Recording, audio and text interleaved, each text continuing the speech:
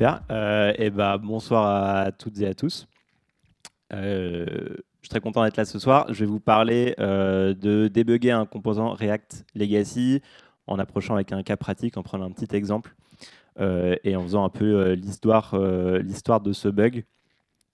Avant de rentrer dans les détails, je m'appelle Alphonse, je suis software engineer à Algolia. Je fais du React depuis 2018, donc ça veut dire que j'ai juste eu le temps d'apprendre React avec les classes avant de devoir réapprendre avec les hooks.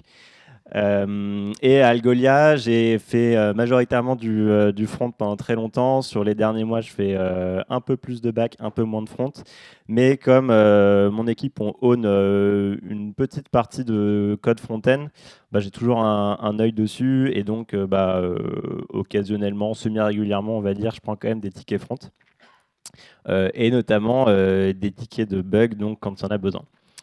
Donc c'est de ça qu'on va parler aujourd'hui. On va parler d'un cas pratique et d'un bug justement sur lequel j'étais en train de travailler il y a 2 semaines où globalement, pendant que j'étais en train de travailler dessus, il y a eu un petit message en Slack qui disait est-ce qu'on ose React Paris dans 2 semaines? Est-ce que quelqu'un veut parler? Et du coup, je me suis dit, bah oui, pourquoi pas. Qu'est-ce que je suis en train de faire en ce moment? Je suis en train de débugger un truc. Donc ça a l'air intéressant. Ce bug, il commence comme la majorité des bugs par un ticket du support qui nous dit possible dashboard bug, issue adding source indices to query situations index. Je ne vais pas vous embêter avec traduire le jargon d'Algolia de ce que c'est un source index ou query suggestions ou quoi que ce soit. Ce qui nous intéresse ici, c'est possible dashboard bug. Donc quand on voit ces mots-là, on est toujours un petit peu suspicieux. Mais il y avait une description qui nous indiquait quel était le bug. Et surtout, ce n'est pas toujours le cas avec ces tickets-là, mais on avait même une petite vidéo qui nous indiquait qui nous montrait le bug. Donc certes, c'est une vidéo smartphone, ça arrive, on n'a pas toujours des vidéos très bien en capture d'écran. Mais du coup, ça nous montre le problème. Je ne sais pas si vous voyez très bien. En fait, on a un autocomplete avec donc, ce qu'on appelle un autocomplete, c'est globalement un select sur lequel on peut rentrer dans un input pour chercher dans nos options et ensuite on clique sur l'option et ça nous le met. Donc je ne sais pas à quel point vous avez bien vu ce qui se passait, mais globalement l'utilisateur était en train de taper des choses et on voyait les lettres qui apparaissaient, on voyait le mot entier qui apparaissait, le mot entier qui disparaissait, l'input qui commençait à devenir vide. On voit là, comme sur le screen, l'input qui est vide et pourtant il y a des options qui matchent textuellement sur un mot, on ne sait pas où il est stocké, on ne sait pas où il est. Et tout à la fin, on avait même un autre problème qui était que l'utilisateur a cliqué sur une option et ce n'est pas cette option-là qui s'est affichée dans l'input final. Donc, on a un bon bug globalement. À ce moment-là, moi, je sais 3 choses. Je sais que ce composant, c'est pas moi qui ai écrit le code. Je sais que c'est du code qui a été écrit il y a longtemps. Et longtemps, c'est 4 ou 5 ans. Et je sais aussi, puisque c'est mon équipe qui a la charge de cette page-là du dashboard depuis 3 ans, je sais que depuis 3 ans, personne nous a reporté un bug sur ce composant. Donc, il y a quelque chose globalement qui ne va pas. Est-ce que le composant a toujours été buggé? Est-ce qu'il y a quelque chose qui a changé quelque part qui a fait que ce composant a commencé à mal tourner? Ou est-ce que juste personne utilise ce truc et du coup, là, quelqu'un l'a utilisé, ça a bugué, ils nous l'ont reporté? Ça, on ne sait pas trop. Du coup, première étape, quand on a un bug sur un composant legacy comme ça, en fait, c'est un peu la même étape, la même première étape que quand on a un bug classique. On va essayer de le reproduire. Et donc, pour reproduire un bug, moi, ce que j'aime bien toujours faire, c'est on va toujours commencer par essayer de le reproduire en local, en dev, sur l'environnement qui est le plus proche de nous, sur lequel on va pouvoir travailler le plus facilement. Parce qu'à partir du moment, si on arrive à le reproduire en dev, en fait, c'est quasiment gagné. On va pouvoir chercher. Sinon, on essaye progressivement de remonter, pré-prod, prod. Mais là, je ne vous cache pas que si vous n'avez pas à reproduire en dev, mais vous le reproduisez en prod, ça va vous prendre un petit peu plus de temps pour le résoudre. Là, on est dans un très bon cas, puisque déjà, j'ai eu une vidéo sur mon ticket de bug, et en plus, j'arrive à le reproduire en dev. Donc je fais globalement un peu la même chose que l'utilisateur qu'on a vu sur le ticket. Je tape des lettres et je vois ma lettre qui s'efface, ma lettre qui revient, le mot qui revient. Enfin, en tout cas, globalement, j'arrive à refaire la même chose. Et j'arrive aussi à reproduire le petit cas spécial où, quand je clique sur une option, c'est une autre option qui s'affiche dans l'input. Donc là, je suis assez content. Ça redémarre. On va essayer de passer à la slide suivante. Voilà, et donc à partir de ce moment-là, moi je veux aller toucher à mon code. Comme c'est un composant legacy, c'est pas moi qui l'ai créé, il faut que je le retrouve, ce bout de code quelque part. Donc il va falloir l'identifier dans la code base. Moi j'aime bien faire le truc le plus simple possible, c'est-à-dire que je prends un bout de string sur la page qui m'a l'air plus ou moins unique. Je fais une recherche générale dans mon éditeur de code et là je prie un peu pour que j'ai pas 15 matchs dans mes fichiers. Là, coup de chance, j'en ai qu'un. Bon, c'est mon fichier de traduction, mais ensuite je vais pouvoir retrouver mon composant parent, composant enfant, on va s'y retrouver. Quand c'est pas le cas et qu'on a 36 matchs ou qu'on n'a absolument pas de truc unique ou qu'on sait que nos fichiers de traduction c'est tout dynamique, on peut utiliser les React DevTools, c'est assez pratique aussi. Si vous faites du React, normalement vous les avez installés et on peut faire comme l'éditeur de code, comme l'inspecteur d'éléments. On prend la petite baguette magique, on va sélectionner sur notre écran et on va finir par trouver notre composant. Donc maintenant, on va rentrer un peu dans le vif du sujet. Le debug pur. Une fois qu'on va avoir notre code en face de nous, on va avoir deux objectifs. Le premier, c'est de comprendre l'intention du composant, donc la fonctionnalité principale, les fonctionnalités secondaires. Et rapidement, en scannant le code, identifier les lignes qui vont être potentiellement problématiques. Donc là, j'ai mon code sous les yeux. Donc j'ai simplifié un petit peu le composant pour pouvoir tout faire entrer sur une slide, mais globalement, on a le composant, donc un composant qui s'appelle indexSelect, qui va prendre indexName, qui est une string, qui a un onChange, donc qui est sûrement un handler pour remonter une information au-dessus, et un booléen, selectDefaultIndex, donc qui a un nom relativement explicite, c'est pas mal, et qui nous return un autocomplete. Donc ça, c'est un composant que je connais, qui vient de notre design system, qui représente globalement cet autocomplete, donc le select avec l'input et les options. Et on voit que donc cet autocomplete, je sais que ça a son propre value ici, c'est la valeur de l'option sélectionnée. Les options, c'est la liste d'options. Et après, on a l'handler de quand on clique sur une option et de quand on change du texte. Donc notre liste d'options, elle est ici dans ce state-là. On voit qu'elle est remplie au moment du handle text change. Globalement, on prend le texte, on search et on affiche nos options. On a notre handle change, on voit que ça renvoie juste au-dessus la valeur sélectionnée. Et après, on a un use effect. Et là, le use effect, donc on voit qu'il nous fait un handle text change, donc il va faire une recherche. Et après, il va prendre les résultats de cette recherche. Si le select default index il est à true, ça va remonter l'option, donc avec le handle change, ça va remonter la première option. Donc on a l'impression de comprendre que ça va essayer de mettre une option par défaut, mais c'est un use effect, on voit qu'il se redéclenche à chaque changement d'index name. Donc bon, on a l'impression que c'est ça, mais on ne sait pas exactement ça. Et là, à partir du moment où on a à peu près compris le fonctionnement de notre composant, on va passer un peu en mode sniper et on va se dire, ok, c'est quoi les endroits un peu problématiques? Use effect, en général, c'est toujours un bon candidat dans les trucs un peu problématiques, parce qu'un use effect, quand on ne sait pas exactement ce que c'est son effect, ça sent mauvais. On ne sait pas forcément ce qu'il va faire, donc c'est toujours bon de regarder un peu plus précisément.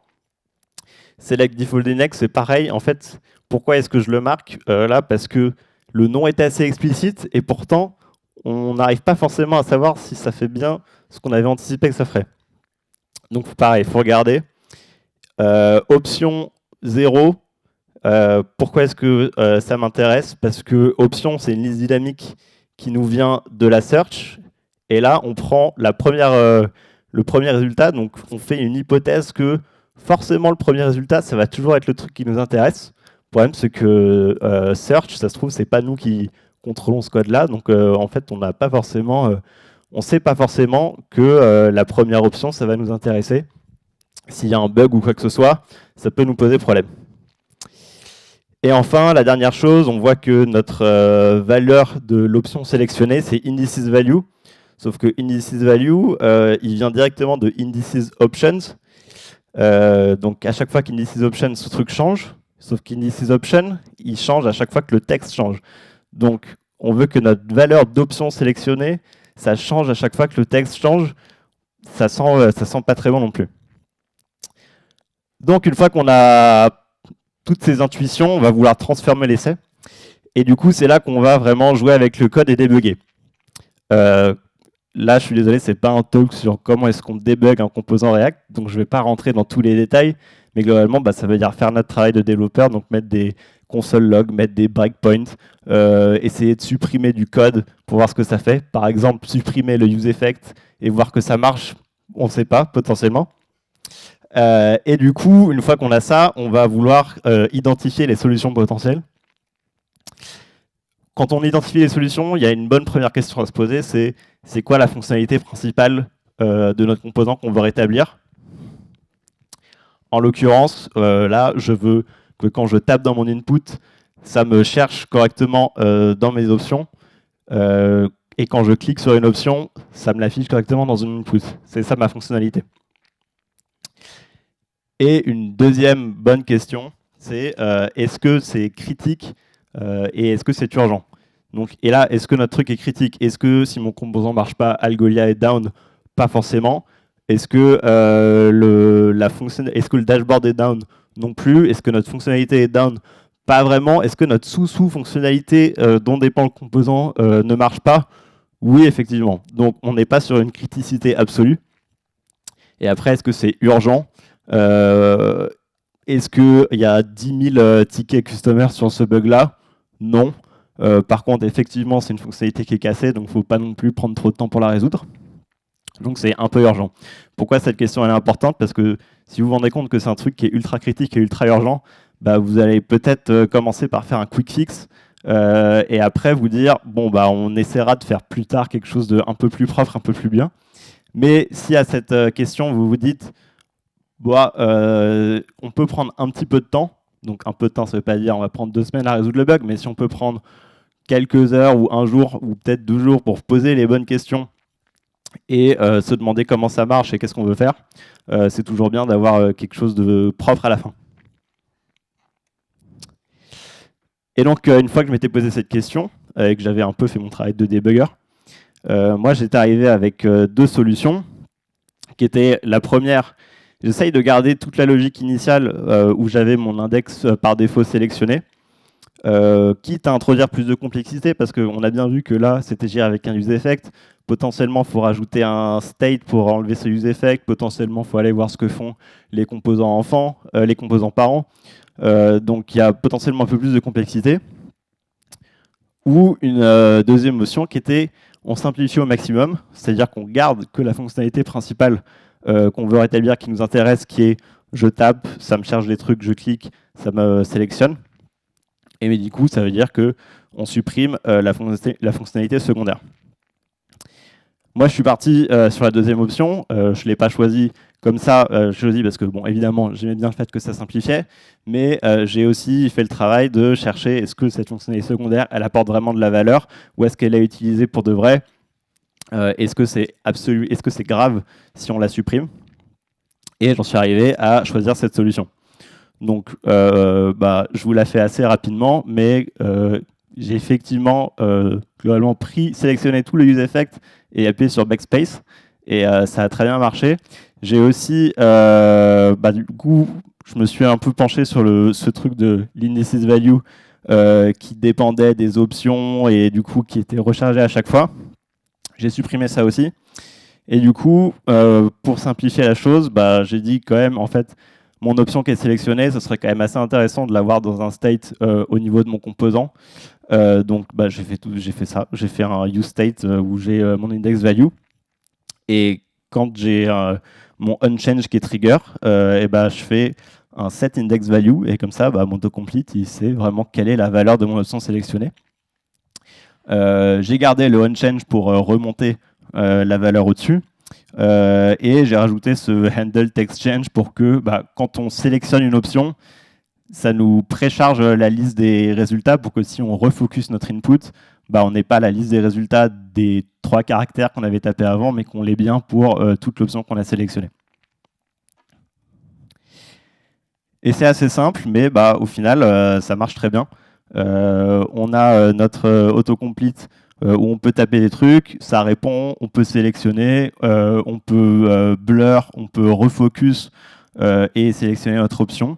Donc ça nous correspond. Effectivement, on a perdu le fait qu'il y avait un truc par défaut, mais ça marche quand même beaucoup mieux comme ça. Et puis une fois que tout ça c'est fait, on va pouvoir arriver sur les petites dernières touches. Donc on va rajouter un test. Donc sur les tests, il y a toujours un peu des écoles de est-ce qu'on fait un test avant de résoudre le bug, est-ce qu'on le fait après. En l'occurrence ici, c'était compliqué de savoir ce qui était cassé. Donc si c'est compliqué de savoir ce qui est cassé, c'est compliqué de savoir quoi tester. Donc là, je l'ai fait après. Mais de manière générale, il y a une bonne rule of thumb qui dit que vous avez un bug, vous rajoutez un test parce que au moins vous êtes sûr que ce bug-là, il ne va pas se reproduire. Il va être catché par le test.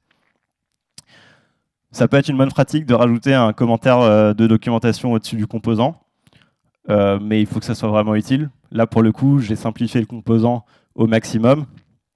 C'est devenu un index select qui a envoyé un autocomplete. Donc ça n'a pas trop l'intérêt de dire this component is an autocomplete searching et returning an option. Globalement, ça se voit au code. Et puis ensuite, on va faire une belle PR bien détaillée. Qu'est-ce qui s'est passé, pourquoi, qu'est-ce qu'on a fait pour remplacer, c'est quoi les étapes pour tester que ça marche toujours bien. Et du coup, au global, qu'est-ce qu'on a fait pour ce bug legacy? On a fait globalement cette checklist-là. C'est-à-dire qu'on a reproduit le bug. Bon, classique, tous les bugs, c'est ça. Identifier la source, ça c'est la chose qu'il va falloir faire. Scanner le code pour comprendre, pour choisir un peu, voir ces usual suspects dont on a parlé et un peu sniper les trucs, les code smell.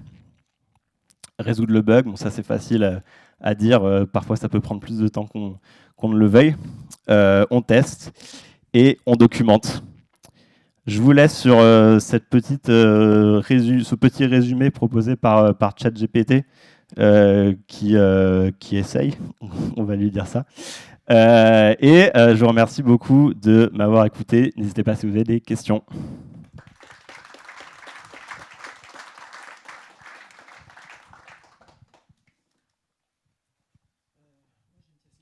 Ouais.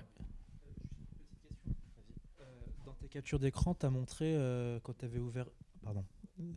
Dans tes captures d'écran, quand tu as montré un petit peu le code, ouais. À côté du React DevTools, il y avait également un autre outil, Algolia Analyzer. Qu'est-ce que c'est? Ah oui. Alors, ça, c'est une extension qui a été développée par un collègue qui permet, si je me souviens bien, de capter en fait tous les. C'est un peu un network tool, mais juste pour les calls faits à l'API d'Algolia. Juste capter tous les calls qu'on fait, donc ça peut nous aider parfois à débugger. Je l'utilise pas beaucoup, je dois avouer, mais en tout cas, il existe.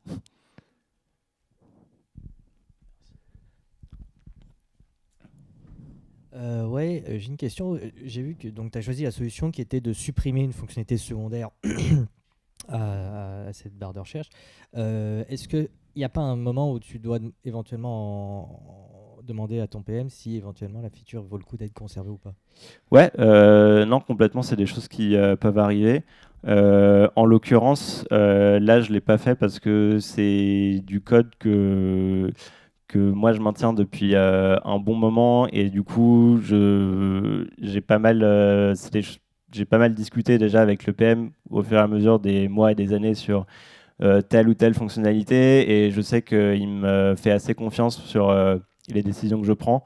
Donc là, à partir du moment où moi je vais ensuite communiquer et dire au fait j'ai réglé ce problème là en faisant ça, et qu'il me dit très bien, pas de souci, ça me convient, mais effectivement, il peut y avoir des choses un peu plus importantes ou des fonctionnalités qui peuvent être où la décision est moins facile à prendre, où là, effectivement, il faut aller communiquer. Mais c'est pour ça que je disais que c'est important de connaître l'urgence du bug, parce que si c'est quelque chose un peu comme ça où c'est pas forcément très urgent, on peut s'autoriser à prendre du temps, à aller demander au PM, etc.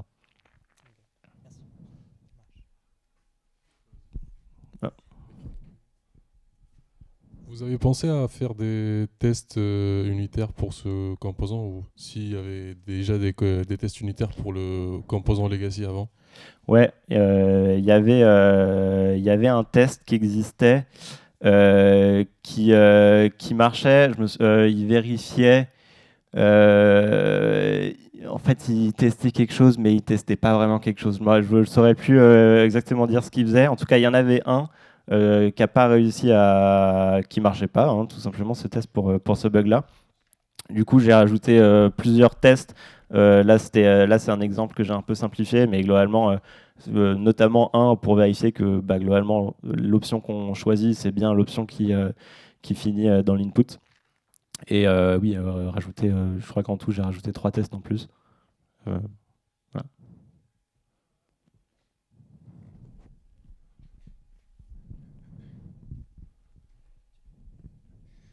Je vais être un petit peu taquin et, et je vais dire, il y a une règle que j'aime bien qui dit que quand on a envie d'écrire un test, en fait, on écrit d'abord une abstraction qui abstrait la feature et on évite de retester la même chose dans un code métier. Et du coup, pour une boîte de search, je suis un petit peu étonné que le composant autocomplete n'accepte pas une fonction asynchrone pour chercher des options, ce qui enlèverait toutes les capacités de bug de ce composant. Donc voilà, c'était ma question de est-ce que c'est disponible? Est-ce que peut-être est-ce qu'il y a des options pour essayer de rendre ça pour avoir un autocomplete qui gère l'asynchrone, le fait que les options soient asynchrones. Ouais, non, c'est un bon retour. Je fais un ticket à la team Design System. Non, mais effectivement, c'est un composant qui est assez vieux et qui a déjà été la source de plusieurs refactors, plusieurs itérations. Mais je sais qu'en discutant un peu avec les ingés qui sont dans cette équipe, c'est une petite source de frustration, ce composant, on va dire. Mais en tout cas, ils ont réussi à itérer déjà plusieurs fois dessus, donc pas de doute qu'ils vont réussir à itérer encore plus pour peut-être justement avoir cette fonction asynchrone. Ça pourrait être pas mal, effectivement. Est-ce qu'il y a d'autres questions? Je vais regarder juste sur le chat rapidement. Non. Eh bien, merci. Ben, merci à vous.